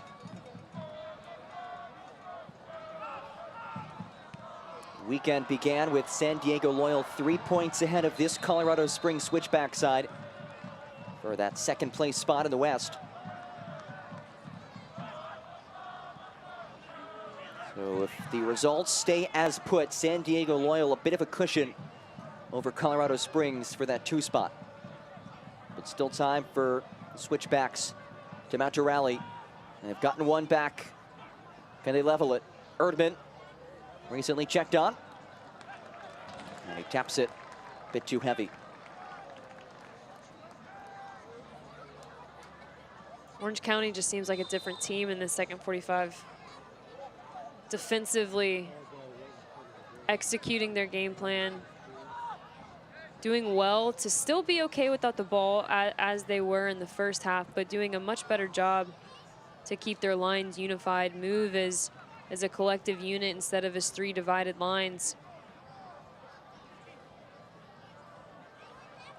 There's Elvis Amo, who just notched a goal against an Orange County side who has been very vulnerable late in second halves. That's the 13th goal Orange County has conceded in the final 15 minutes of the second half. That's the 3rd most goals allowed in that time frame in the league. And Wheeler, the substitution for Colorado Springs in this second half, he has done very well to win those first balls and flick on into the wide channels. So Orange County's not out of this one yet. Long ball from Mahoney. Barry got a touch on it. Check that, Mo. And he could not keep it in.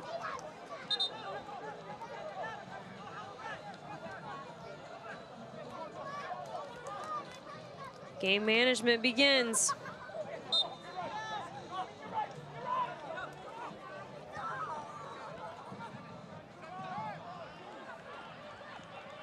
Partida upended. It's 15 on 15. Ockford extends the leg on Partida. Veteran foul right there to stop the play. Knew that Partida was going to be running at his center back. If he didn't do that, allows time for his players to get back behind the ball, reset, try to regain possession and get something going through this last 3 minutes plus stoppage. Torres, the one who was just fouled. And a set piece on the way for Orange County. They've scored once off of a free kick. From a familiar spot to this, just a bit more back in the pitch. Looks like they'll just play it short and melt some clock. Torres.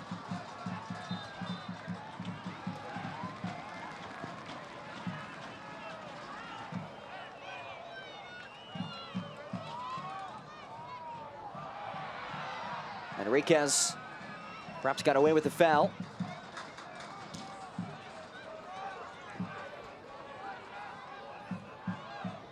A rushed goal kick from Caldwell and company. Colorado Springs, its longest streak without a win of the season. Winless in its last 3 matches. This is a side that has become ice cold after starting 11-2. They have an equalizer in the tank. Plenty of weapons as Amo hustles after it. Throw it to the way for the Switchbacks. I think if they get another one, it's going to be in that quick moment of transition, or exactly what we just saw.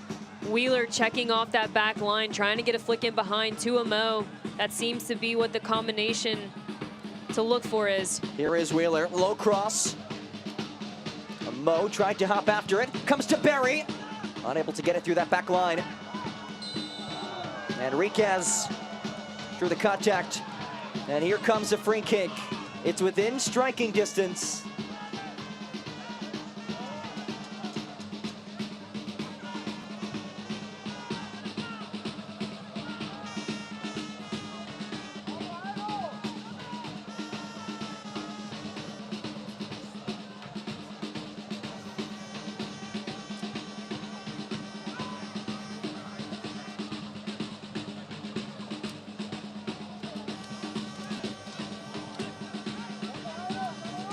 Enriquez, the captain of the El Salvador national team.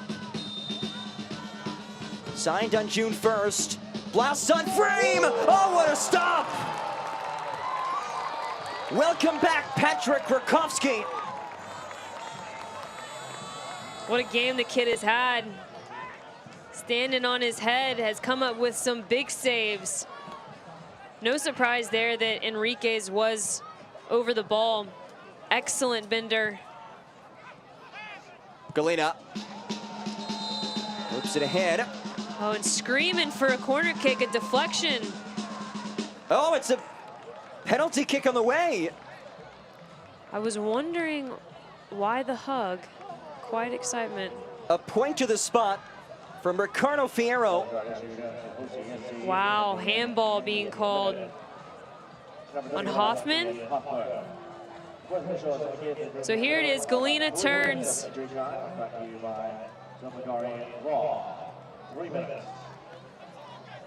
It is a handball, and Colorado Springs an opportunity to equalize. Who else but Haji Berry to take it? He is 2 for 2 on penalty kicks this season.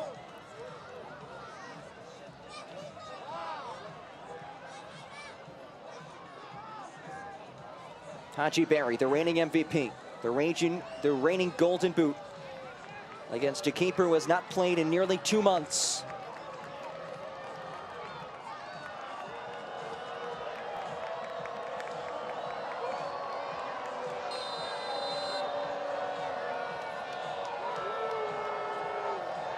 Berry ties it up! Clinical finish! Colorado Springs pulls an equalizer out of the back pocket. And a gift given, a gift returned. It's a short corner. Galena trying to get that angle that he is so good from, and actually mishits it off the hand. Earns the free kick, earns the penalty kick. Who else other than the veteran Barry to take it? Rakowski guessed right, but brilliant finish. We got some late game magic. A stoppage time PK conversion to end the first half. Same goes in the second half. 3-3 the score, and time for a winner. Is this the moment for Orange County? Hoffman with space. Hoffman tried to tuck it in the back post, could not do it. Oh, so close. First touch let him down just enough to make that angle. difficult, and I love the patience here. You could tell the shot wanted to be taken. Instead, we play it out wide right, and then a bit of a deflection that actually makes it look closer probably than it was. With Hoffman's touch, there was no way that that was going anywhere but into the hands. Instead, takes a deflection and almost puts it away. Dangerous look from Hoffman. Not a whole lot of time left in what's been a seesaw affair.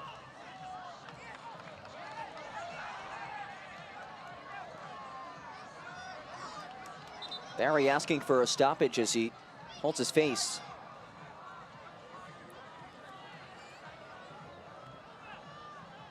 Well, let's take a look at the scoring summary, because Marion, you almost need like a PhD to follow all these numbers with the back and forth nature of this matchup.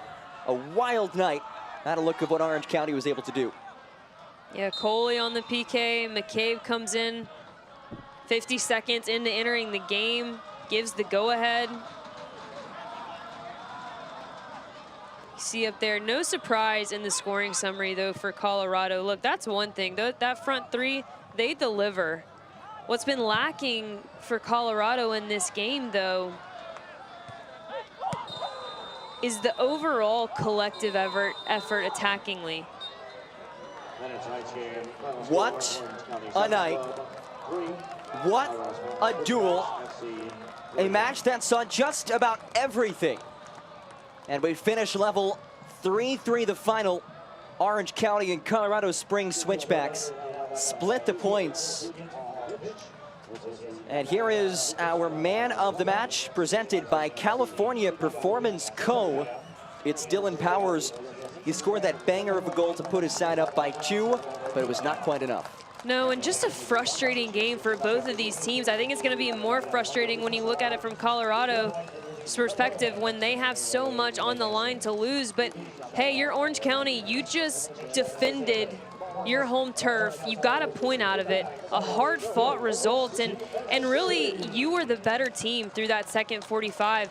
Frustrating that the gift that was given to you in the first, you gave it right back, and really a game that you should have come out on top. I thought the substitutions were brilliant tonight on both sides. Mo Wheeler connecting for that second goal. Torres, McCabe both excelling through that second 45, but a moment of breakthrough, a moment lack of focus from both teams led to some PKs that really were just an unfortunate series. What a match in Orange County. We'll give you all a little bit of a breather. After this, we'll recap things, highlights, stats, and more. Back after this, 3-3 the final, an absolute barn burner on ESPN+.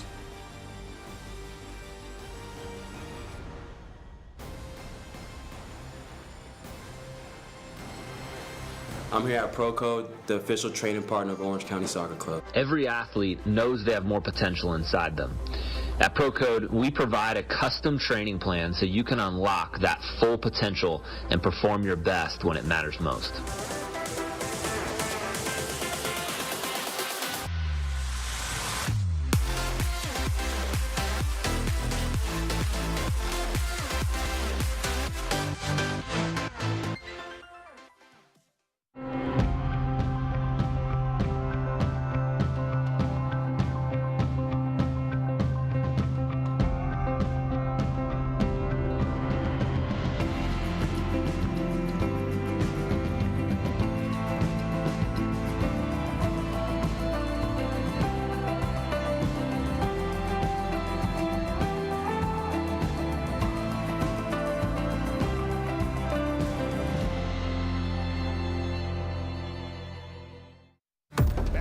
Run, header down and in! Rakowski got a piece. Asante turns. Rakowski gets up.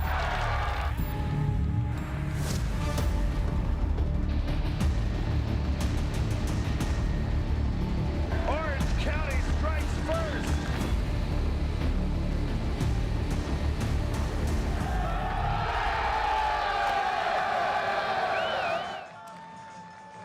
Tonight's final score is presented by Ballast Point. 3-3, the final between Orange County and Colorado Springs Switchbacks. I don't know about you, Marion. I feel like I just was out there running for 90 minutes with the amount of back and forth drama that we saw. That was an epic night. Hope everyone had a bit to catch their breath. Now let's take a look back at the night that was. Yeah, cat and mouse through the first 30, and then really a moment of brilliance. Ockford connects with Galena, and a clinical finish from the spot that he loves so much puts Colorado up 1-0, and then a not-so-secret Santa by way of the 45th minute. Poor clearance. Mahoney with the wing ends up sending, who else? A Coley to the spot, buried to that near post. And this is what the difference was. Look, Colorado was the better team through that first 45 minutes. There's no question about it. They went in to the second half and said, you know what, we're not going to waste this opportunity. 50 seconds into coming into the game, brilliant substitution, putting McCabe on, and it is the same old story for Colorado. Set pieces, dead ball situations have been a problem. McCabe makes them pay, totally unmarked on the back post, and then what was seemingly an upset waiting to happen only gets more so. Lovely off the chest of Torres. Poor clearance from Colorado. And again, you just feel like you're saying the same thing on repeat. Lack of focus from the Colorado back line ends up with a banger from Powers, who ended up being the man of the match off that strike. But a gift given, a gift returned. And this is where we end the game, you think. Lovely ball in from Lindley. Wheeler came on again, substitutions being excellent. Amo puts that one on the back of the post, substitution connecting with substitution. And just when you think things couldn't get crazier, you thought that it was going to be Orange County with the upset. What happens? Everybody thinks, oh, we're calling for another corner. It was a deflection. Wrong. It was a handball in the box, sends the veteran Barry, reigning Golden Boot leader, to the spot, and he ties it to get a point out of this one. Our full match highlights were presented by John's Incredible Pizza. Our incredible play of the game is also presented by John's Incredible Pizza. It was that handball at the tail end of the first half and the ensuing conversion by Okoli, which at that point leveled things and was just one chapter in an epic novel tonight. Our final stats brought to you by Sauve Law Group. Marion, anything jump out to you? Well, I didn't know you made pizza for one. I make incredible pizza, apparently. Yes. No, I think when we were on that first half, we saw, what, one goal or one shot on target apiece, and now you look at that Colorado. I think that was the story of the night was shots, 16, shots, 7, but shots on target, OCSC doing much better work in that department than Colorado tonight.